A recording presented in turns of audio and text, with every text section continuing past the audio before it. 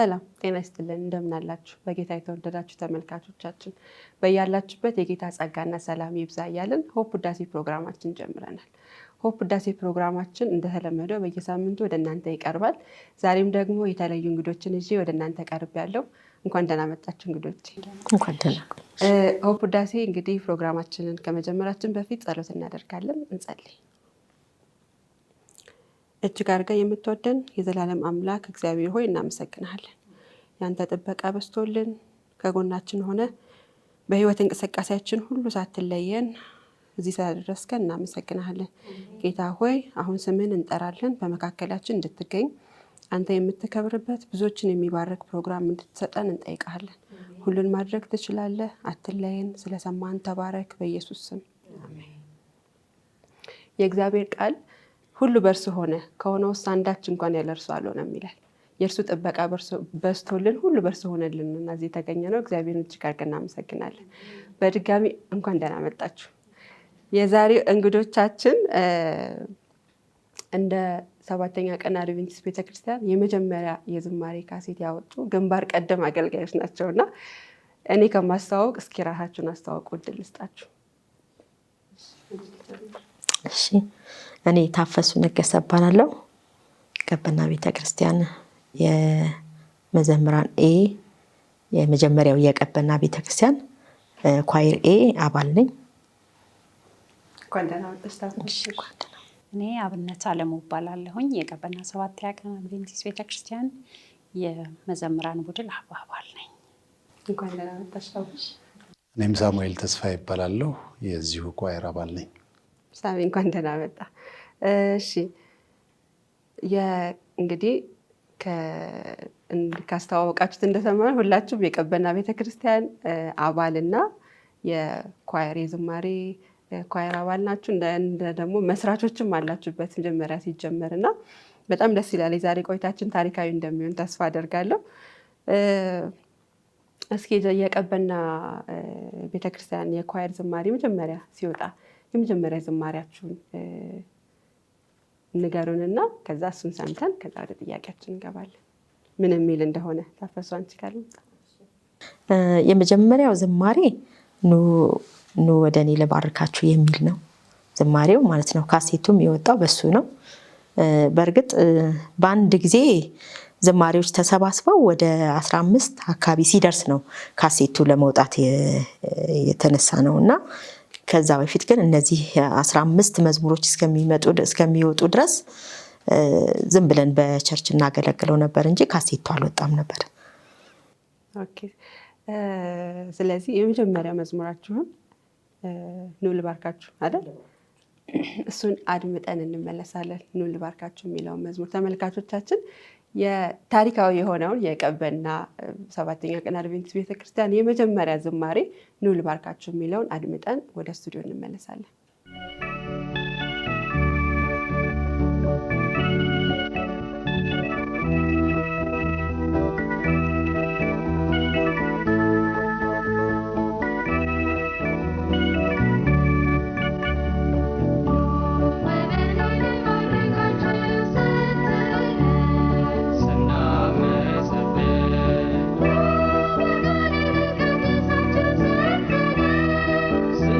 Sena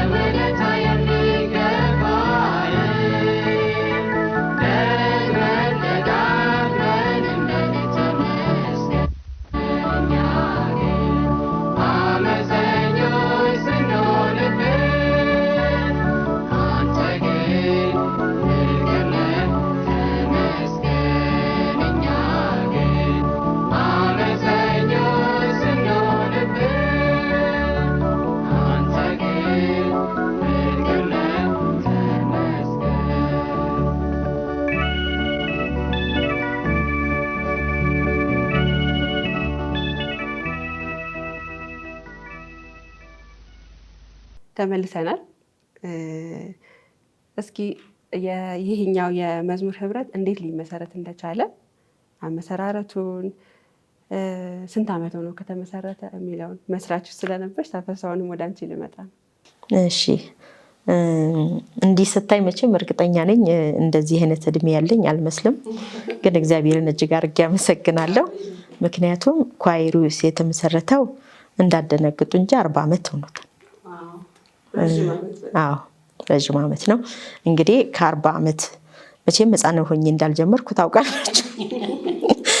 እና 40 ዓመት ሆኖታል። ግን ሲመሰረት ከዛ ውስጥ ከኳይሮች ውስጥ ማለት ነው ተለቅ ተለቅ ያሉ ወንድሞችና እህቶች ነበሩ። በማስተዋልም በምንም ነገር ትንሽ ጠና ያሉ ወገኖች ነበሩና እነሱ መሰረቱት። ግን ከተመሰረተ በኋላ ጧት አይዘመርም ነበረ። በቸርች ላይ ጧት አይዘመርም ነበረ። ምክንያቱም መዝሙሩ መጀመሪያ ሲዘመር የነበረው የሌላ ሰው መዝሙር ስለነበረ እሱን መዝሙር ደግሞ በጠዋት ፕሮግራም ላይ አይዘመርም። ከሰዓት ነው የምንለማመደው። መዝሙሩ ግን ሁል ቀን እንለማመዳለን።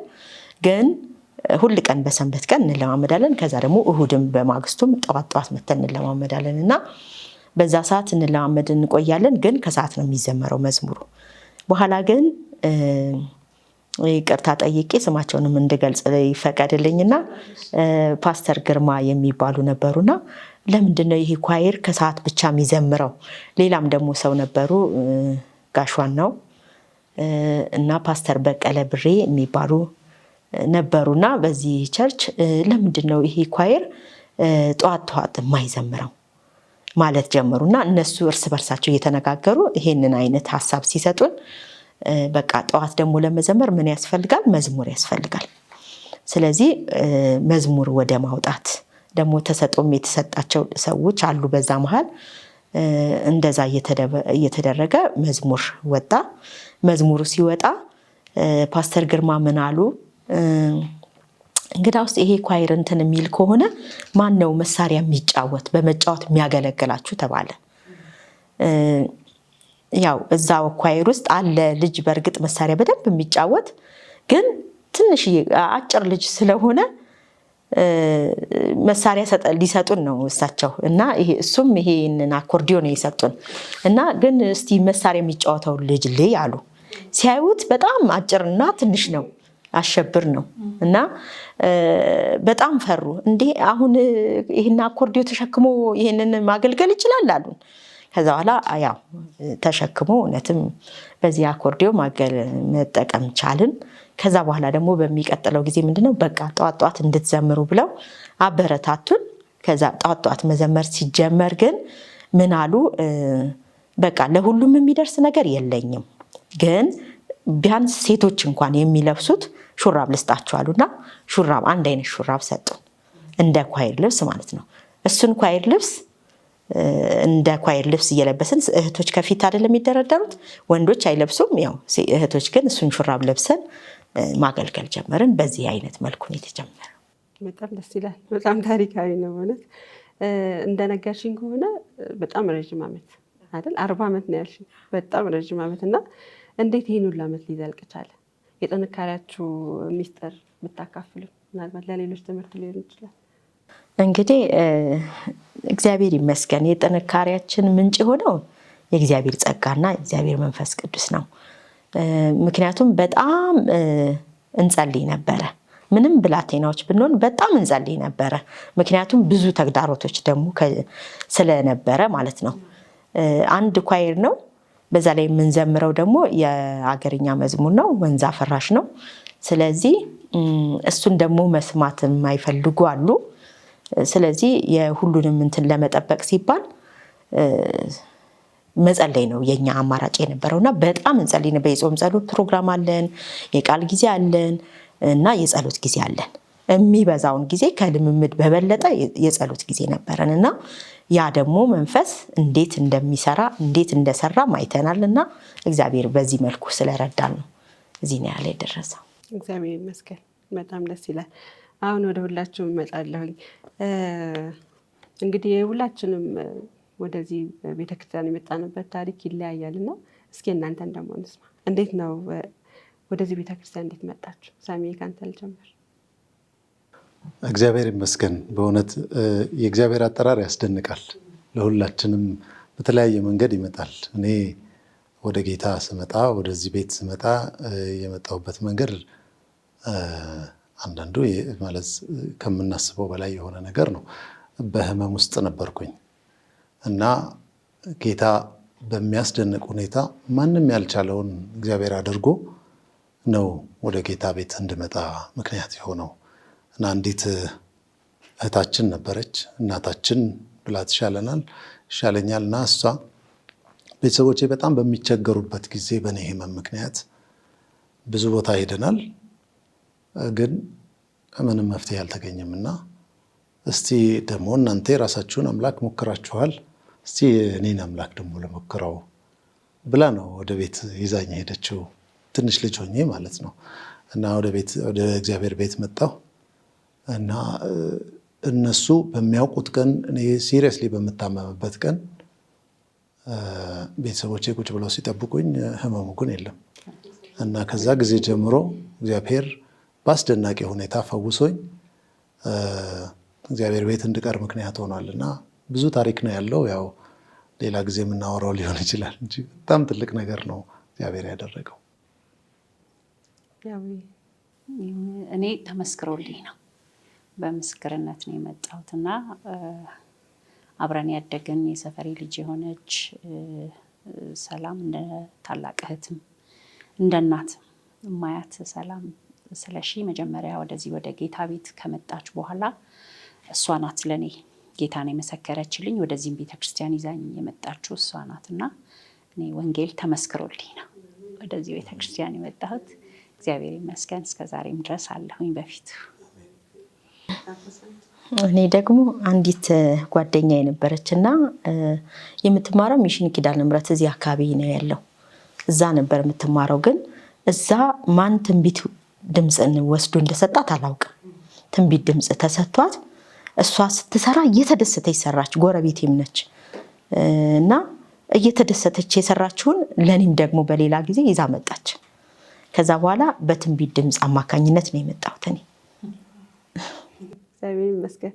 በእውነት እግዚአብሔር የሚሰራበት መንገድ ልዩ ልዩ ነው እና ከእናንተ ማየት ይቻላል። ይሄንን ከክርስቶስ ጋር ያላችሁ ቅርበት፣ የህይወት ልምምዳችሁ እንዴት ነው? በተለያየ መንገድ ነው የመጣችሁትና ከሱ ጋር ከዛ በኋላ የነበራችሁ ልምምድ እንዴት ነው? እስኪ ከአቡል ጀምር። ኦልሬዲ እኔ በጣም አክራሪ የነበርኩ ኦርቶዶክስ ነበርኩኝ። በጣም ነው ማከረው፣ በጣም ነው ጴንጤ ጠላ የነበረው። ጌታ ግን ወደ ልብሽ ሲገባ ፍጹም ነው የሚቀየርሽ እና ከዛ በኋላ ግን በቃ ያ ውስጤ የገባው ፍቅር በከፍታም ይሁን በዝቅታ በድካምም ይሁን በብርታት ከውስጤ ሊወጣ አልቻለም እና በብዙ የህይወት ቻሌንጅ ውስጥ አልፍ ያለሁኝ። ግን ጌታ እስከዛሬ ድረስ እጄን ይዞኛል። በጣም በቤተሰብ ቻሌንጅ ነበረብኝ፣ ወደዚህ እምነት እንዳልቀላቀል፣ ከቤት ተባሮ የመውጣት፣ ከቤተሰብ መሄጃ የማጣት በጣም ብዙ ቻሌንጆችን አልፍ ያለው። ግን ምንም ነገር ከዚህ ፍቅር ሊለየኝ አልቻለም እና በእውነት የክርስቶስ ፍቅር አንዴ ወደ ልባችን ከገባ በቃ እሱ ልባችንን አጥብቆ ይይዛልና ስቲል እስከዛሬ ድረስ ምንም ቢሆን ምንም በደጁና በቤቱ አለሁኝና ይሄ የተለየ ልምምድ ነው። ገብቶሻል? በማይመች ሁኔታ ሁሉ እኔ ከቤተክርስቲያን እንዳልሄድ ተከልክዬ ቤተሰቦቼ ጋር ማለት ወደ ቤተክርስቲያን መምጣት በማልችልባቸው ጊዜያቶች ሁሉ ግን በውስጤ ያ የክርስቶስ ፍቅር ነበረ እና ምንም ወደ ሌላ እንደገና የመመለስ ፍላጎት አልነበረኝም። ሁኔታዎችንም ደግሞ እግዚአብሔር ሲያመቻችልኝ እንደገና ነው ተመልሼ የመጣሁት። ምክንያቱም የያዘኝ ፍቅር ነበረኝና የክርስቶስ ፍቅር ኃይለኛ አደገኛ ፍቅር ነው። በቃ ፍቅሩ ማርኮኛል አይደለ? እውነት ይማርካል። ሲማርክ ደግሞ ለዘላለም ነው። እግዚአብሔር የተመሰገነ ይሁን። እሺ የኔ ደግሞ ያው እንደነገርኩሽ በትንቢት ድምፅ አማካኝነት ቢሆንም ማለት ቁጭ ብዬ ከመጽሐፍ ቅዱስ ጋር እያወዳደርኩኝ የማነብበትን ጊዜ የወሰድኩበት በዛ ሰዓት ነው በእርግጥ እና በጣም ይጣፍጣል። እኔ እንጃ የአሁኑ ትንቢት ድምፅና የበፊቱ ግን አንድ አይደለም። ይህንን እርግጠኛ ሆኜ ነው። ክፍሉ አንድ ሊሆን ይችላል። ትንቢት ድምፅ 24 ክፍል አለው፣ ህያው እምነት ግን 40 ክፍል አለው። ግን አሁን አላውቅም፣ እንደዛው ነው መሰለኝ አይደል? ግን ያኔ ግን የነበረው ትንቢት ድምፅ በጣም ፍቅር ነው የሚያስይዘው። በጣም ለየት ያለ ፍቅር ያስይዛል። አንድ እሱ ነው። ሁለተኛ ደግሞ በቃ ከቃሉ ጋር በጣም እንትን እንድትይ ይሆናል። ከዛም ከመጣውም በኋላ ደግሞ ፓስፋይንደር ነው የገባሁት። ከዛም ደግሞ የክረምት የመጽሐፍ ቅዱስ ትምህርት ነበረ ለህፃናት። ምክንያቱም የመጣሁበት እድሜ በ13 እና በ12 ዓመቴ ነው የመጣሁት። ግን 14 ሳይሞላኝ እንደዚህ በቃ ለምርቃቱ መተን ትንቢት ድምፅ ካልተጠመቅኩ ብዬ በግድ ነው የተጠመቅኩት። ሌላ ቸርች እንሄድ ነበር፣ እናቴ ሌላ ቸርች ይዛኝ ትሄድ ነበር በፊት። ከዛ በኋላ ግን እሷም ያው እኛም እሷ ካልወሰደችን ስለማንሄድ እሱ ቀረና ቤት ስትሆን ዝም ብላ ስራ ብቻ ስትሰራ፣ ያ የሆነበት ምክንያት ደግሞ በዛ ዘመን እንትኖች ክርስቲያኖች በጣም የሚሳደዱበት ወቅት ነው እና ቸርች ላይ በሄዱ ቁጥር ማለት ነው ከቸርች ስንመለስ በልጅነትም አይምሮ ቢሆን በጨለማ ነው። ይሄ ተኩስ ነበረ። እንግዲህ ሰውና ሰው መገዳደል ይሁን ከመንግስት ጋር ይሁን ምንም አላቅም። በዛ ሰዓት ይሄ ነው ብትይኝ አላውቅም። በእርግጥ ግን እንደዚህ አይነት ነገር ገጠመንና ይሄን እየተሯሯጥን ያመለጥ ነው ያንን ጥይቱ ግን የሚተኮሰው ለሌላ ሰው ነው። ጨለማ ነው፣ ማንንም አያይም። ብቻ የሆነ እሳት ነገር እናያለን። ከዛ በኋላ ግን እናቴ አቆመች። በዛ ምክንያት ለረጅም ጊዜ በቃ የትም ቦታ አንሄድም ነበረ። በዛ መሃል ነው ይሄ ትንቢት ድምፅ የመጣውና ይሄ ትንቢት ድምፅ መጥቶ ያንን ተምሬ ለምርቃት መጥቼ የጥምቀት ትምህርት እዚህ ተደብቄ ተምሬ ልክ እንትን ከማጠመቃቸው በፊት የነበሩት ፓስተር ደግሞ በጣም የምንወዳቸው ትልቅ አባት ነበሩን። ፓስተር ጸጋው ደሴ ይባላሉና እሳቸው ሲያስተምሩ እንጃ ልነግርሽ አልችልም እንዴት አይነት ፍቅር እንዲኖርሽ አድርገው እንደሚያሳድጉሽ እንደሚያስተምሩሽ። እና ይህንን ሲያስተምሩ በፍጹም ከማንም በላይ እናቴ አመነችም አላመነችም መጠመቅ ፈለግኩኝ። በኋላ ደግሞ ነገርኳት። እሷ ደግሞ የምትሰራው ቅዳሜንም ጭምር ስለምትሰራ ይሄንን ለመፍቀድ ተቸገረች። በኋላ ግን ተጠምቃ እንደዚህ ባይሆን ምን ይገጥማታል ብላ ጠየቀቻቸው። ከዛ በኋላ ምንም ችግር የለም ብለው እሷንም ጭምር እንደውም ወደዚህ ያመጧት። እኔም ተጠመቅኩኝ። ከዛ በኋላ በቃ ያለን ነገር እንደውም እናቴ መጣች፣ እዚሁ አብራኝ ተቀላቀለች። ከኔ በኋላ ነው እሷም የተጠመቀችው። እሷም በፓስተር ጸጋው ደሴ ነው የተጠመቀችው። ከዛ በኋላ ያው አብረን ስለምናመልክ በእንደዚህ አይነት ሁኔታ ነው ከጌታ ጋር የነበረን ቅርበት እና በጣም ደስ ይላል። እግዚአብሔር ይመስገን። ሳሚ ከኢየሱስ ጋር ያለን ቅርበት ያለኝ ቅርበት እንደዚሁ በቃል የሚገለጥ ነገር አይደለም። እንደው ትንሽ ጫፏን ልናገር ነው እንጂ በእውነት ኢየሱስ ክርስቶስ ለኔ ሁሉ ነገሬ ነው። ምንም የሚጎል ነገር የለውም እና መኖሪያዬ ኢየሱስ ነበረ። ባለፍኩት ዘመን ሁሉ ባለፍነው ቻሌንጅ ውስጥ ሁሉ እግዚአብሔር መኖሪያዬ ነበረ፣ ሁሉ ነገሬ ነበረ። እኔ ከሞትም የዳንኩት በሱ ስለሆነ ከስጋም ሞት ከመንፈሳዊ ሞት የዳንኩት በሱ ስለሆነ ኢየሱስ ለኔ ሁሉ ነገሬ ነው። ከህይወት የሚበልጥ ነገር ስለሌለ ማለት ነው። እና እኔ እስከዛሬ በፊቱ እንድቆም ያደረገኝ ያ ፍቅር ይመስለኛል። ቅድም አቢ እንዳለችው ያ ፍቅር ሁሉ ጊዜ በቃ እና ህብረቴ ሁሉ ከሱና ከሱ ልጆች ጋር ነው። ጓደኞቼ የሱ ልጆች ናቸው፣ እሱ ነው እና በእውነት እግዚአብሔር የተመሰገነ ይሁን። እግዚአብሔር ይመስገን። ያው እግዚአብሔርን የበለጠ እየተለማመድ ስንመጣ አይደለ እንደዚህ ነው ብለን መግለጽ የምንችለው እና ሁላችሁም ያለፋችሁበት ህይወት በጣም እግዚአብሔርን የበለጠ ለመቅረብ የሚያደርግ ነው እና እግዚአብሔር ይመስገን። ወደ ኳይሮ እንምጣ። ይሄ መዝሙር ህብረት ምን ፕሮግራሞች ነበሩት? ቅድም አመሰራረቱን አንስተናል። ከዛ ደግሞ እየቆየ ሲመጣ ምን ፕሮግራሞች ያደርግ ነበር? የመዝሙር ልምምዶች፣ የጸሎት ጊዜ፣ የጾም ጸሎት ጊዜ፣ የቃል ጥናት ጊዜ መች እንደነበረ እስኪ እነዚህን ሳሚ ያብራራል። መዝሙር ጥናት ነበረን። ቅዳሜም ጠዋት እናጠና ነበረ። ቅዳሜ ከሰዓት በኋላ እናጠና ነበረ። እሁድ ጠዋት እናጠና ነበረ። በተለይ እሁድ ጠዋት መጽሐፍ ቅዱስን በጣም እናጠና ነበረ። አገልግሎት ያለ እግዚአብሔር ቃል አይሆንም። ብዙ የእግዚአብሔር ቃል የሌለበት አገልግሎት ፍሬ አልባ ነው የሚሆነው እና መጽሐፍ ቅዱስን በደንብ አድርገን እናጠና ነበር። እናጠናበት ጊዜ ነበረን። በጣም እንጸልይበት ጊዜ ነበረን። በሳምንት በ15 ቀን የጾምና የጸሎት ጊዜ ነበረን እና በዛ እሁድ እሁድ እንጸልይ ነበረ። እሱ ብቻ አይደለም። ቅዳሜ ከአገልግሎት በኋላ በየሳምንቱ ምግብ አብረን ነው የምንመገበው እና ሐዋርያት ሥራ ላይ አብረው እንጀራን ይቆርሱ ነበር እንደተባለው ማለት ነው እና በአንድነት በአንድ ገበታ በአንድ ላይ ነው የምንመገበው እና በጣም ደስ የሚል ጊዜ ነው የምናሳልፈው። እሱ ብቻ አይደለም። እሱን ከጨረስን በኋላም ከዚህ መውጣት ያቅተናል። ከቸርቹ ግቢ ውስጥ መውጣት ያቅተናል እና መላቀቅ አቅቶን እባካችሁን ውጡ እየተባልን ነው የምንወጣው እና እንዲህ ያለ ትልቅ ፍቅር ፈጥሮብናል ያ የነበረን ህብረትና የምናደርገው ፕሮግራም። አይ በጣም ደስ ይላል። አያይዤ ልጠይቅ የነበረውን ጥያቄ ነው ነካ ያደረከውና የህብረታችሁ እንዴት ነበረ የሚለውን ማለት ብዙ ጊዜ ማህበራዊ ህይወታችንም ኮኔክትድ ነው አይደለ? ከቤተ ክርስቲያን ጋር የወለደን መጠየቅ ያገባን ከዚህ ጋር በቃ ቤተ ክርስቲያን ሲሆን መሰረታችን ሌላ ብዙ ጊዜ አናይም። ይሄ ነው ሴንተራችን የሚሆነው እና ህብረታችሁ እንዴት ነበር እናንተ ከወንድም ከእህት እንደ ቤተሰብ ከመሆንም እንዴት ነበር ህብረታችሁ? ህብረታችን በጣም ጠንካራ ህብረት ነበር የነበረን። አንዳችን የአንዳችንን ገበና እናውቃለን፣ አንደባበቅም። ምክንያቱም ከኛ ውጭ ሌላ ጓደኛ የለንም እውነት ለመናገር እና በጣም ደስ የሚል ህብረት ነው የነበረን።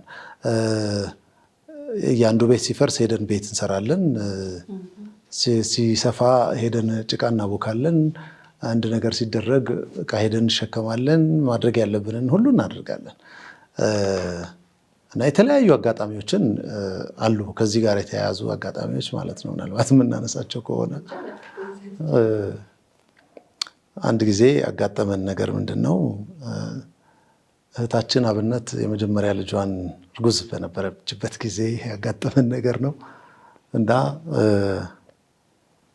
የዛን ሰሞን የእኛ ሰርግ ነበረ እና ስለዚህ ኳየሮች እኛን እንደ መልስ ሊጠሩን ፈለጉ።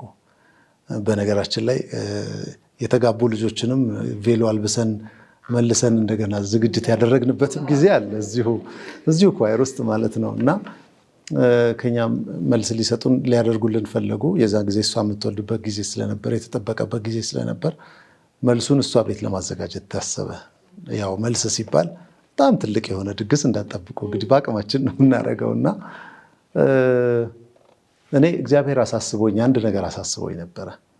እንደው እቺ ልጅ የዛን ቀን ልትወልድ ትችላለች፣ የሆነ መንፈሳችሁ ላይ የሚነግርሽ ነገር አለና እግዚአብሔር መንፈስ ነግሮኛል እና ስለዚህ እቺ ልጅ ዛሬ ስለምትወልድ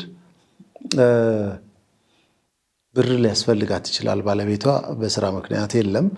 ስለዚህ ብር ሊያስፈልጋት ይችላል ብዬ ከቤት ገንዘብ ይዤ መጣሁ እና ገባን። ጸሎት ተደረገ። ደስ የሚል ፕሮግራም ነበር ያሳለፍነው። በጣም ጥሩ ጊዜ ነበር ያሳለፍነው። ጸሎታችንን ጨርሰን ዝማሬዎችን ሁሉን ነገር ጨርሰን ስናበቃ ቆረጠኝ ማለት ጀመረች እና ተሯሩጠን ታክሲ ያመጣን እና ሆስፒታል ወሰድናት። የተባለው ነገር የመጣው ነገር ያው የታወቀን ነገር አልቀረም። አዎ እና ሴት ልጅ ተገላገለች ብለው ያው እኔ እና አንድ ወንድማችን አለ፣ ሁለታችን እንደ አባት ሆነን በማግስቱ ከሆስፒታል አወጣናት ማለት ነው እና እንዲህ አይነት አጋጣሚም አጋጥሞናል። ከዚህ አገልግሎት በተረፈ ቤተሰብ ሆናችኋል ነው። በጣም ደስ ይላል። እሺ ወደ ቀጣይ ጥያቄ እንሂድና ረዥም ዓመት በአገልግሎት እንድትቆዩ የረዳችሁ ምንድን ነው? ማለት አንዳንዴ በህይወት መውረድ አለ መውጣት አለ አይደለ? ከባድ ጊዜያቶችን እናሳልፋለን። በተለይ ሴቶች ደግሞ አግብተን ስንወልድ አብዛኞቹ ልበል ስለሆንኩኝ ያቆማሉ አገልግሎት አይደለ? ከባድም ነው በእርግጥ እና እናንተ ግን አላችሁ እስካሁን ድረስ በዛ ሁሉ ፈተና እስካሁን አላችሁ ጸንታችሁና ረዥም ጊዜ በአገልግሎት እንድትቆዩ የረዳችሁ ምንድን ነው? በእርግጥ የረዳን እግዚአብሔር ነው። ለዚህም ነው ያም መዝሙር የወጣውና የረዳን እግዚአብሔር ነው። አዎ ከባድ ነው። በተለይ ሴቶች ሆኖ ከባድ ነው። ግን መውጣትም እንዳለ ሁሉ ደግሞ መመለስም አለ። በእርግጥ ግን ከዛም ባሻገር ያለው የህብረቱ ፍቅር ወደኋላ እንድታሆኛ አያደርግሽም። በመሰረቱ አሁን ሳሚ ሲናገር አብነት እንደዚህ የያዛት ጊዜ የሚገርመው ሁሉም ኳይር ነው ተነስቶ ሆስፒታል ሄደው፣ ሁሉም ኳይር፣ ማንም የቀረ የለም እዛ ፕሮግራም ላይ የነበረ በሙሉ። እኔም ደግሞ እርጉዝ ነበርኩኝ። አልወለድኩ። ከአንድ ወር በኋላ ወለድኩኝ ማለት ሳሚ ማለት ነው። እና እኔም እርጉዝ ነበርኩ እና እሷ ቀድማ ወለደች። የካቲት ላይ አይደል? እኔ ወልጃለሁ እንጂ እኔ መስከረም መጨረሻ ላይ ወልጄ እሷ ደግሞ የካቲት ላይ ነው የወለደችው። እና ሁሉም ኳይር ነው የሄደው በዚህ አጋጣሚ ማለት ነው። ከዛ በቃ ሁሉም ቤተሰብ ነበረ እና ሆስፒታል ራሱ በጣም ነው የተገረሙት። ምክንያቱም ከአንድ ማህበር የወጣ ህዝብ እንደመሰላቸው አስተውለዋል። እና እንደዛ እስከዚህ ድረስ ያለው ፍቅር ነው የዚህን ያህል እንትን እንዲራዘም። ምክንያቱም አንድ ሳምንት እንኳን ብትቀሪ በጣም ረጅም ጊዜ እንደቆየሽ አርገው ነው የሚቆጥረው። ሁሉም በአይምሮ እንደዛ አርገው ነው የሚቆጥረው። ምን ገጠማት፣ ምን ገጠማሽ፣ ምን ገጠመው ተብሎ ነው የሚተሳሰበውና ያ ነገር ነው ያው የሚስብ ነገር ስላለው ነው። በእርግጥ ከሱ በላይ ከሁሉም በላይ ደግሞ የእግዚአብሔር ጸጋ ነው ይረዳናል። እውነት ነው፣ የእግዚአብሔር ጸጋ ነው። እኔ በነገራችን ላይ ስለት አለብኝ። አገልግሎትን ለማገልገል በጌታ ፊት የተሳልኩት ስለት ነበረ። ምንድነው? እዚህ ቤተክርስቲያን እመጣለሁ። እኔ ግን ያው ከቤተሰቤ እየተደበቁ ስለነበር የምመጣው ሲያገለግሉ ሳይ እቀናለሁኝና እዚህ ግቢ ውስጥ ያሉ ነዋሪዎች ሰራተኞቻቸው በኳየር ያገለግላሉ ገብተውና ቁጭ ብዬ አንድ ቀን እንዲህ ያልኩት ጌታን፣ ጌታ ሆይ እኔ ላገለግልህ እፈልጋለሁ፣ እንደዚህ የሰው ቤት ሰራተኛ ሆኜ እንኳን ላገልግልህ ብዬ በእውነት በጣም ከመጓጓቴ የተነሳ እግዚአብሔር ግን የራሴን ኑሮና ቤት ሰጥቶ እንዳገለግለው አደረገኝና ይሄ ስለቴ ነው። በቃ ሁል ጊዜ ጌታ ሆይ ላገልግልህ ያልኩት ጌታ እድል ስለሰጠኝ እንዳገለግለው እድል ስለሰጠኝ ከፊቱ መታጣት አልፈልግም። እንዳሉት የመጀመሪያ ልጄን ስወልድ ቅዳሜ ቀን ዘምሬ ነው እሁድ የወለድኩት እና ደግሞ እግዚአብሔር ረድቶኝ ደግሞ ልክ በድፍን በአንድ ወሬ ነው ደግሜ ላገልግሎት የቆምኩት። ይሄ የእግዚአብሔር ጸጋ ነው።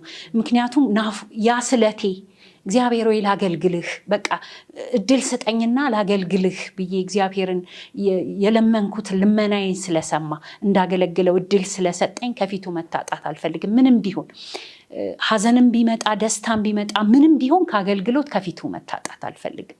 ምክንያቱም ብዙ የተደረገልኝ ሰው ነኝ። ብዙ እግዚአብሔር የረዳኝ ሰው ነኝ። ከ2 ከ3 ሞት ያስመለጠኝ ሰው ነኝ እግዚአብሔርና እንዴት ብዬ ከፊቱ ጠፋለሁ? ይሄ ነው ጽናት የሰጠኝ እግዚአብሔርና በፊቱ እንደሆነ ይረዳኝ። በጣም ደስ ይላል። እግዚአብሔር ይመስገን። እኔ አገልግሎት በራሱ እግዚአብሔር የሰጠን የማይገባን ስጦታ ነው። ያልተገባን ከራሳችን የማይሆን ግን በቃ በእግዚአብሔር ፈቃድ የተሰጠን። እግዚአብሔርን ሳስብ ደግሞ በጣም የሚደንቀኝ ነገር አለ። እግዚአብሔርን ስናስበው እሱ የዩኒቨርስ ሁሉ ፈጣሪ ነው፣ የምድር ሁሉ ፈጣሪ ነው፣ የእኛም ፈጣሪ ነው እና እሱ ትልቅ አምላክ ሆኖ እኔ ጋር ተጠግቶ ከእኔ ዝማሬን ሲቀበል እና ይሄ በጣም ለእኛ ትልቅ እድል ነው እና ይሄንን ስናስበው በእውነት ለምን አናገለግለው? ለምን ዘመናችንን ሁሉ አንሰግድለት? ለምን እግዚአብሔርን ከፍ አናደርግ? እና እግዚአብሔር መልካም አምላክ ነው። ለዚህ ስለ እግዚአብሔር መልካምነት በቃ ሁል ጊዜ ልናገለግለው ይገባናል እና ይሄ ብቻ ያነሳሳናል። ሌላው ያው እንደተባለው ነው፣ የእግዚአብሔር ጸጋ ነው የሚይዘን። መውጣት መውረድ አለ በአገልግሎታችን ውስጥ። በጣም ብዙ እንወጣለን እንወርዳለን፣ አንዳንዴ ይጠፋብናል። ካለንበት ቦታም እንጠፋለን እና በዛ ሁሉ ውስጥ ግን የእግዚአብሔር ጸጋ እየተሸከመ ስላመጣን ይህን ሁሉ ዓመት አሳልፈናል። ያው ሰው አይደለን እንደግማለን። ብዙ ጊዜ የሆነ ነገር ሲገጥመን በቃ እግዚአብሔር ለምን አረገ እንላለን እና ያንን አሸንፈን መውጣት መቻል ትልቅ ነገር ነው። እግዚአብሔር ይመስገን። ወደ ህብረቱ እንምጣ አሁንም እና ያው አንዳንዴ ሰዎች በዛ ሲሉ ህብረት ሲኖር አለመግባባቶች ሊፈጠሩ ይችላሉ፣ ግጭቶች ሊፈጠሩ ይችላሉ። የሀሳብ አለመግባባት እንዴት ነበር ሶልቭ የምታደርጉት? በእርግጠኝነት ሊኖር ይችላል ሊፈጠር ይችላል እና እንዴት ነበር ያንን የምትፈቱት? ሳሚ? አለመግባባት ይፈጠራል፣ እሱ ያለ ነው። እንደውም እኔ እንዴት እንረዳዋለሁኝ አለመግባባትን እንደ ውበት ነው የምንረዳው። ምክንያቱም ሁሉም አንድ አይነት ሀሳብ የሚያስብ ከሆነ ወዴትም መሄድ አይቻልም። ሁልጊዜ ባለበት ነው የሚቀረው። የተለያየ ሀሳብ ማሰባችን የተለያየ ሁኔታ ውስጥ በተለያየ አመለካከት ሲኖረን አንድ መልካም ነገር ሊወጣ ነው ማለት ነው እና እሱን እንደዛ እንደ ውበት አድርጌ አየዋለሁኝ። እግዚአብሔር ይመስገን። በችግሮች መካከል ደግሞ የሚፈታልን የእግዚአብሔር ፍቅር አለ። ከሁሉ ነገር በላይ እርስ በርሳችን በፍቅር አይን ነው የምንተያየው። ማንም ምንም ስለ አንዱ ክፉ ነገር አስቦ አያውቅም።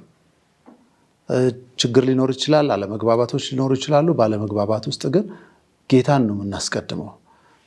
ችግሮች ሲያጋጥሙ አብረን እንጸለያለን፣ ይፈታል። ያ ነገር እንነጋገራለን፣ ይፈታል። ቃሉን እናነሳለን፣ ይፈታል። አንዳንድ ጊዜ እግዚአብሔር ቃል ሲናገረን ቃል ማለት ሁልጊዜ ጥናት ስናጠና አንድ ቃል ጥቅስ እናወጣና እናነባለን። ስናነብ ግን ድካማችን ይነገረናል። ስለዚህ በቃ ያልሆነ አቅጣጫ ከሄድኩኝ እመለሳለሁ። ለእግዚአብሔር ያለን ፍቅር፣ ለእርስ በርሳችን ያለን ፍቅር፣ እንደገና ደግሞ ያለን መከባበር ይሄንን ሁሉ ነገር እንድንፈታ አድርጎናል ብዬ አምናለሁ። እግዚአብሔር ይመስገን። ቀና ልብ ሲኖር ነው አይደለ? ይሄንንም ብዙ ጊዜ አሁን ላይ አንድ ሰው ነገር ካረገ በቃ ምክንያት ነው የምንፈልገው ብዙዎቻችን እና በዛ ጊዜ የነበረው ቅናት ግን የማገልገል ቅናት ቀና ልብም ሲኖር ነው ቶሎ ምን መመለስ መቻል ትልቅ ነገር ነው። ደስ ይላል በጣም። እንግዲህ በዛ ጊዜ በጣም ረጅም ዓመት ነው። እስኪ ስለ ኢኮኖሚካሊ እንዴት እንደነበረ እናንሳ። ያው ሳትወሰኑ ለማገልገል ብዙ የሚያስፈልጉ ነገሮች ይኖራሉ። ወጪዎችን ለመሸፈን አንድ ቦታ ሄዶ ለማገልገል አለ አይደለ? ብዙ ኮስቶች ይኖራሉና እንዴት ነበር? ከየት አምጥታችሁ ነበር ከበር የምታደርጉት ያንን ጊዜ? ታፈስ መስራች ስለሆንሽ ምናልባት አሁን ላይ ይሄ የምጠራው ቫሊው ምናልባት በሀገር ውስጥም ላይኖር ይችላል እና በእርግጥ መዋጮ ነበረን በዛም ጊዜ ማለት ነው። መዋጮ ወራዊ መዋጮ 25 ሳንቲም ነው። ግን ከሱ የበለጠ ግን አንድ እንትን ነበረን፣ ቅጣት ነበረን። ቅጣቱ ምንድነው? ስናረፍድ ኳየር ሲረፍድብን 10 ደቂቃ ካለፈ 10 ሳንቲም እንከፍላለን። 15 ደቂቃም 20 ደቂቃም ከሆነ እንደ ሰዓቱ ብዛት 10 ሳንቲም ትከፍያለሽ። እሱ ይሰበሰብና ትንሽ ገንዘብ አይምሰላችሁ። አዎ በአሁን ሰዓት ዶላር ነው ለአሁኑ ማለት ነው። ለዛ ጊዜ ግን ገንዘቡ ትንሽ ቫልዩ ያለው ይመስላል እንጂ ገንዘቡ ብዙ ነገር ይሰራ ነበረ እና ለዛ ነው። ያንን ደግሞ የሚያገኘው እኮ ማንም የሚያገኘው የለም። ሰራተኛ የሆነ ጥቂት ሰዎች ናቸው፣ በጣም ጥቂት ሰዎች፣ 2-3 ሰዎች ናቸው በዛ ጊዜ ሰራተኛው። ሌላው ግን ተማሪና ቤተሰብ ላይ ያለ ነው፣ ማግኘት አይችልም። ስለዚህ ለቤተሰቡ የሆነ ነገር መስራት አለበት ያችን ፍራንክ ለማግኘት እና በዛ መልኩ ነበረ በዛ ሰዓት ባለን ጊዜ። በተረፈ ግን የሆነ ትልልቅ ሰዎች ናቸው ብለን የምንላቸው እንደነ ፓስተር ግርማ፣ እንደነ ፓስተር በቀለ ብሬ አይነቱ፣ እንደነ ጋሽ ዋናው አይነቱ ለዚህ ለኳይሩ ቀረብ ብለው እንዲህ ሐሳብ የሚሰጡ ሰዎች አንዳንድ ነገር ስንቸገር ያው ይደግፉን ነበር። 10 ብርም 5 ብርም ሲሰጡን ለኛ ትልቅ ነው በዛ ሰዓት እና በእንደዚህ አይነት መልኩ ነበር የምንደገፈው። አንድ ጭምጭምታ ሰምቻለሁ ከዚህ በፊት እንደዚህ መሐላ የማለም 10 ሳንቲም ቅጣት ነበር። እኮ ቅጣት ነበረ እና መሐላም አንምልም ማለት አዎ ከሆነ አዎ ነው። በተረፈ እንዳሁን ጊዜው እውነት ጌታ ምስክሬ ነው ምናምን የሚባል ነገር የለም። ካልሽም አንዴ ነው፣ አንዴ ብለሽ እንኳን ትቀጫለሽ። ያንን እንዳይባል ማለት ነው ተደጋጋሚ ሌላው ሰው ሁሉ እንዳይለምደው ቅጣት ስላለ ማለት ነው። ቅጣቱ ስለተጣለ በቃ ሁሉም ያውቃል፣ አምጥቶ ይከፍላል እና በቀን ውስጥ እስከ 1 ብር ድረስ ሊሰበሰብ ይችላል። ይቀጣል ማለት በቅጣት የሚገኘው ይበልጣል በወር ከሚከፈለው እና ያቺ ነበረች በቃ የኛ እንትናችን። በጣም ደስ ይላል። በጣም የገረመኝ ታማኝ ሆነው ላይ ፈቃደኛ ሆነው መቀጣታቸው ነው በጣም የሚደንቀው እና ምን አይነት ልብ እንደነበራቸው ነው የሚያሳየው። በጣም ደስ ይላል። እሺ ከቤተ ክርስቲያን ውጭ ወጥታችሁ የማገልገል አጋጣሚ ነበረ? እና ደግሞ የምታስታውሱ ከሆነ የት የት እንደሄዳችሁ ከከተማ ውጭ ሌላ ቤተ ክርስቲያን? ከከተማ ውጭ በጣም ብዙ ቦታ ሄደን አገልግለናል። እንደ ኳየርም የመጀመሪያው ከነሱ በኋላ ደግሞ ያው እንትን ያልነው እኛንን እንደ መዘምራንም የመጀመሪያው መዘምራንም ስለነበረ ለብዙዎችም ማሪያ ስለነበረ ከነሱ ይልቅ ወደ በኋላ ላይ በጣም ብዙ ቦታዎች ሄደን አገልግለናል። ፌሳ፣ ጩመሌ፣ ባህር ዛፍ፣ ጅማ፣ አዋሳ በጣም ብዙ ቦታዎች ሄደ። ኩየራ፣ ደብረ ዘይት፣ ናዝሬት እንደዚህ አይነት ቦታዎች ላይ ሄደን አገልግለናል። እዛ ስንሄድ ደግሞ መዝሙር እናለማምዳለን። እንደ ዛሬ አንዴ ብቻ አይደለም መዝሙር ተዘምሮ የሚቆመው። አንድ መዝሙር 3-4 ልንደግም እንችላለን። ይደገም ቅድም የዘመሩት መዝሙር ይደገም ይባላል፣ እንደግማለን። ከእንትን ብሎን አያውቅም። ደስ ብሎን ነው የምንዘምረው። ስንዘምር እንውላለን እና አገልግሎት ስለሆነ ምቾትን እንኳን ማንፈልግባቸው ብዙ ጊዜያቶች ነበሩና በሃይሱዙ ተጭነን ሄደን አገልግለን እናውቃለን። ከሃይሱዙ በጀርባ ላይ ተጭነን ሄደን አገልግለን እናውቃለን። የ6 ሰዓት መንገድ በእግራችን ሄደን አገልግለን እናውቃለን። ትራንስፖርት ስላልነበረ ከወረድን በኋላ በእግራችን በየምንጓዝበት ቤት ጎጆ ቤት ስናገኝ ውሃ እየለመንን እየጠጣን ሄደን አገልግለን እናውቃለን። እና አገልግሎት ከተባለ በዛን ዘመን የነበረው መንፈስ በጣም ጠንካራ፣ ምቾት የሚባለውን ነገር በፍጹም አናስበው። ሄዶ ማገልገል ነው በቃ። አገልግሎት አለ ከተባለ ስልክ ደግሞ አልነበረም የዛን ጊዜ እንደዛና ምናልባት አንድ ሰው ይሆናል ከየቤታችን እያንኳኳ ሁሉ ሊጠራን የሚችለው፣ ግን እንመጣለን። ሌሊትም ቢሆን አይናችንን እያሸን እንመጣለን። እና በዛን ወቅት ለነበረው አገልግሎት ደግሞ ጋሽዋናው ከወጣቶች ጋር የነበራቸው አታችመንት በተለየ ሁኔታ ደግሞ ለቀበና መዘምራን በጣም ደጋፊያችን ነበሩ እና በዛ የተነሳ በጣም ብዙ ቦታዎች ሄደን አገልግለናል። በየሄድንበት ቦታ ሁሉ ግን ዘርን እየዘራን ነበር የምንመጣውና ያ ዘር ዛሬ ፍሬ አፍርቶ ምድሪቱ ላይ ብዙ ኳየሮች፣ ብዙ መዘምራን ህብረቶች ተመስርተው ስናይ በጣም ደስ ይለናል። የመጀመሪያውን ካሴት ያወጣ የመዘምራን ህብረት ብቻ ሳይሆን እንደ ሀገርኛ የመጀመሪያውንም ዝማሬ የዘመረ እንደ ኳየርም የተቋቋመ የመዘምራን ህብረት ነበርና ለብዙዎች አርአያ ሆኗል። ዝማሬዎቻችን እስከዛሬ ድረስ በየትኛውም ስፍራ ይዘመራሉ፣ ህይወት አላቸው። ምክንያቱም በብዙ ጸሎት በብዙ እንባ የመጡ ዝማሬዎች ስለሆኑና በጣም ዋጋ ከፍለን እግዚአብሔር ረድቶን ብዙ ቦታዎች ሄደን አገልግለናልና በዛ ሁሉ መሃል የረዳን እግዚአብሔር ነው። ብዙ ሰርጎችን አድቬንቲስት ላይ የነበረ ኳየር ይሄ ብቻ ስለነበረ በጣም ብዙ ሰርጎችን ጠዋት ሌሊት እየወጣን ከምሽቱ 4 ሰዓት የገባንበት ጊዜ ያለ ቤታችን፣ ግን ማንም ቅር ብሎት አያውቅም። በዛ ሁሉ መሃል እግዚአብሔር እጃችንን ይዞ መርቶ እዚህ አድርሶናልና እግዚአብሔር ይመስገን። ጌታ መልካም ነው። በጣም ደስ ይላል። ምናልባት አንድ ነገር ለመጨመር ነው የማረሳው። አንድ አጋጣሚ ፌሳ ቤተክርስቲያን ስንሄድ እቺን አኮርዲዮን ይዘን ነበር ሄድ ነው። እንግዲህ እቺ የመጀመሪያው አኮርዲዮናችን ናት፣ እንዳለች አለች። አሁንም እሷን ይዘን ሄድ ነውና ሄድንና እዛ ስንደርስ በአጋጣሚ ኮንፈረንስ ነው፣ ግን የሆነ ሰው ሞቷልና ቀብር ይሄዱ ነበር። ስለዚህ ወደ ቀብሩ ቦታ ሄደን መዝሙር መዘመር ነበረብን። ስለዚህ ይህን አኮርዲዮን ተሸክመን መሄድ ነበረብን እና እዚች ጋ ነው ይሉናል። ገጠር አካባቢ ያሉ ሰዎች መንገዱ ቅርብ ነው ለነሱ፣ ለእኛ በጣም ሩቅ ነው እና አንድ ተራራ ወጣን፣ ሌላ ቁልቁለት ወረድን፣ እንደገና ወጣን፣ እንደገና ወረድን። ያለማጋነን 1-3 ተራራዎችን ወጥተናል እና እዛ ስንደርስ እንግዲህ በምን አቅም ይሄን አኮርዲዮን እንደምንጎትት አስቡት። እና እኔ እዛ ስደርስ ውሃ ሆኛለሁኝ እና ምንም ማድረግ አልቻልኩም። በጣም ከባድ ነበረ። እንዲህ አይነት አጋጣሚዎች አጋጥመውናል እና እግዚአብሔር ይመስገን በሄድንባቸው ቦታ ሁሉ ደግሞ እኛ ስለሰራን አይደለም፣ እውነት ለመናገር እግዚአብሔር እየሰራ ነው የሚያሳልፈን።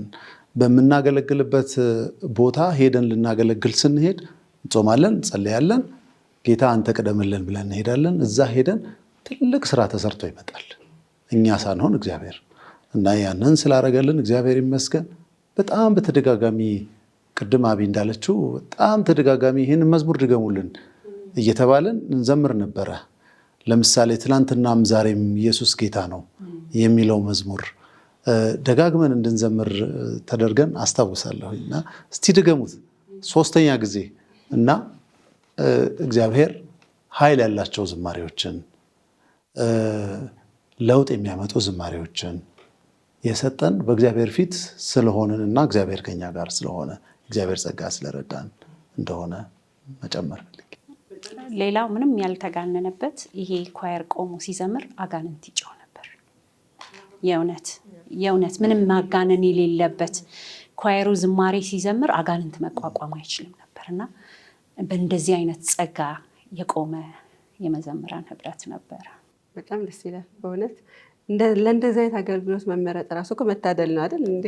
እስካሁን ደግሞ ያንን አልፎ ጸንቶ መቆም ትልቅ ነገር ነው እና እግዚአብሔር ይመስገን። እንግዲህ እስከ መጨረሻው እግዚአብሔር ያጽናችሁ ለማለት ፈልጋለሁኝ። አሁን ትንሽ የብሬክ የምንወስድበት ትንሽ ረፍት የምንወስድበት ሰዓታችን ይሆናል። ጨዋታ እንጫወታለን። ስለዚህ 1-2 መዝሙሮችን የመዝሙሮችን መግቢያ እናሰማችሁና ከአድቬንቲስት መዝሙር የማን መዝሙር እንደሆነ የመገመት ጥያቄና መልስ እስኪ ያላችሁን የዘማሪነት ብቃታችሁን እንፈትናለን። ስለዚህ መዝሙሮቹ ይለቀቁና ማን እንደሆኑ ትገምቱልናላችሁ።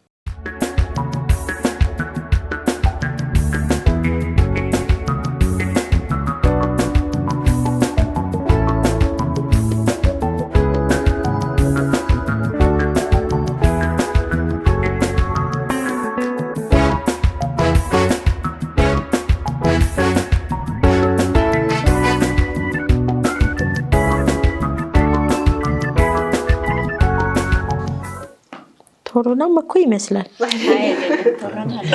አይደለም? እሺ ፍንጭ ልስጣችሁ። እንደናንተው የኳየር መዝሙር ነው። የአንድ ቤተክርስቲያን የኳየር መዝሙር።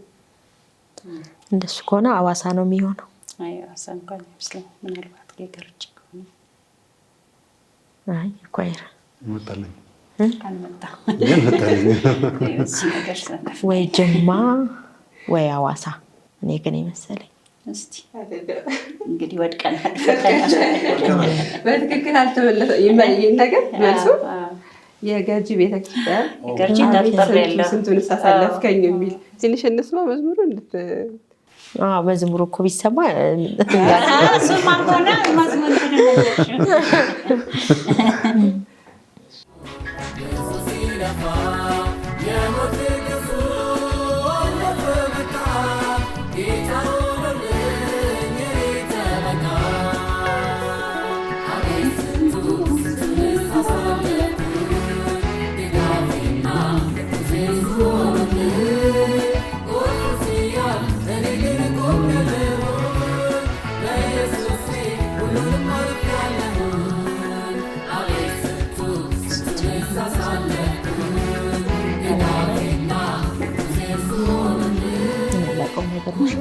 ምን ያክል እንዳታውቁት ለመፈተን ነው። መዝሙሩ እናውቀዋለን። ኢንትሮ በእርግጥ የቆየ ስለሆነ ሊሆን ይችላል። ግን ያው የአድቬንቲስት መዝሙሮችን በደንብ መስማት ስላለብን እሺ። 2ኛ ጥያቄ። ይህን ካልመለሳቸው ግን ቅጣት ይኖራል። እሺ 2ኛውን እንስማ።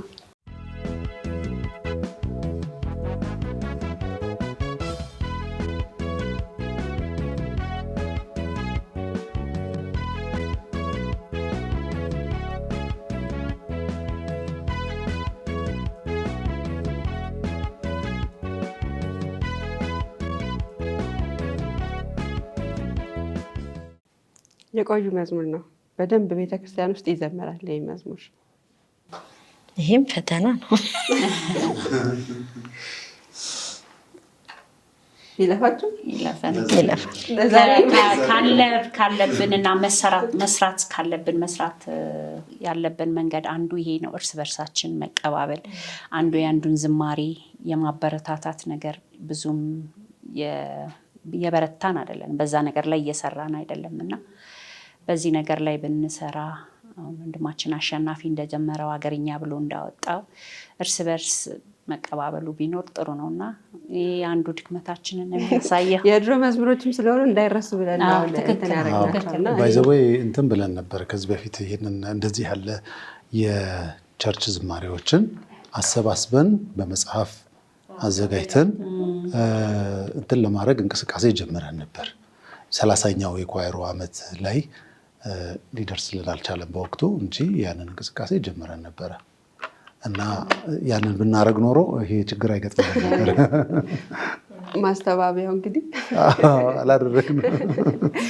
እሺ መዝሙር የዘማሪ ዳታን ደምሴ እንዴት ወደድከኝ? እንዴት ወደድከኝ? ታውቃለህ ማምና እንትን የምንልበት አይደል?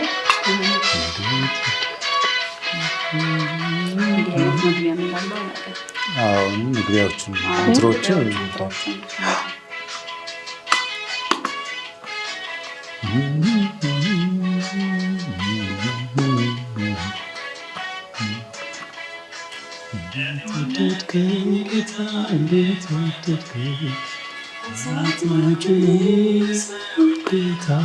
የሚገርመው እንዘምረዋለን። በጣም ነው ግን አሁን ማለት እኔ ራሴ የሰማሁት ጉባኤው ሲዘምር ስለሆነ ኢንትሮን አለ ግን አሁን ላይ ዩቲዩብ ላይ ስለምናገኛቸው እንትን ማለት ነው። ተመልካቾቻችን እንግዲህ ከቀበና 7ኛ ቀን አድቬንቲስት ቤተክርስቲያን መዘምራን ጋር የነበረን የመጀመሪያው ክፍል በዚህ እናጠናቅቃለን። ክፍል 2 ምክንያቱም ታሪካቸው ብዙ ነው። ክፍል 2 በእውነት በልዩ ታሪክ ደግሞ እንደገና እንመለስበታለን። ለዚህ ሳምንት ግን የእግዚአብሔር ጸጋና ሰላም በያላችሁበት ከሁላችሁ ጋር ይሁን። መልካም ጊዜ ይሆንላችሁ።